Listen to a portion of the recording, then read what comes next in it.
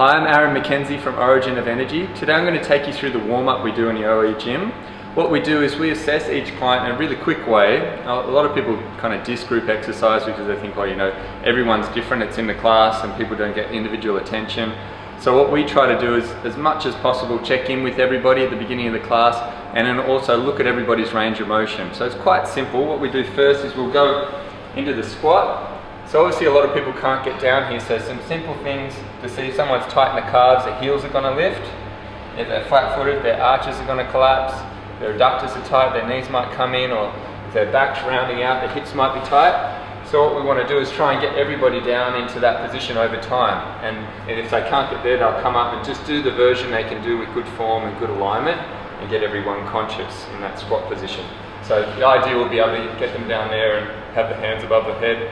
Over time that's going to happen, but it's, you know, and if people are just always working towards that, then that's a good thing. Next one we do is just the lunge position.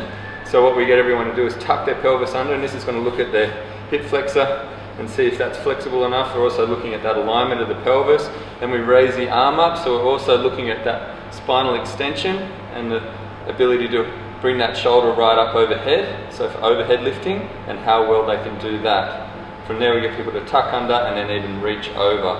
And then just to be more aware, that way I can see if people don't have that awareness of their spine. In this position we know lunges might be a bit of a challenge, so they might do an easier version.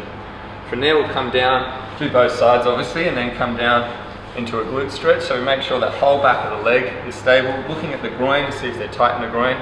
So if someone's having trouble there, you know they're tight there. And then also to see how much flexibility they have in the hip through there.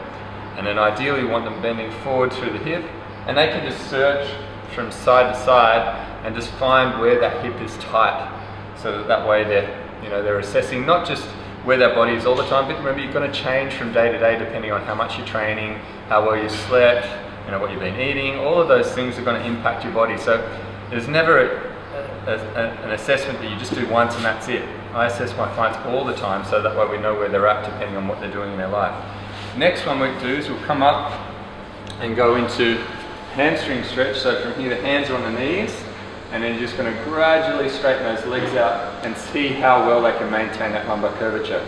That way we can look at the hamstrings and we get them standing in their pulling stance for deadlifts, and we'll do in the squat we have that receiving stance, that squatting stance.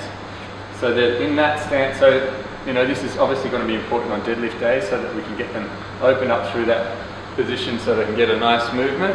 After that we bring the hands up overhead, turn. When you come to the side like that, you're going to stretch that chest right out. And that way I can look at their shoulder mobility, spinal extension, their rotation. And then from here the backs of hands come up, so that way I can look at that wrist flexibility and warm those up as well. And it's very simple warm up, and then that way you can assess the whole body of everybody in the class. And it's pretty simple. If I've got 20 people here, I can look around the room, ask questions, see how people are feeling, and that way I know how to modify things for them individually in a group class. See you next time. Keep having fun. Keep it safe. Bye.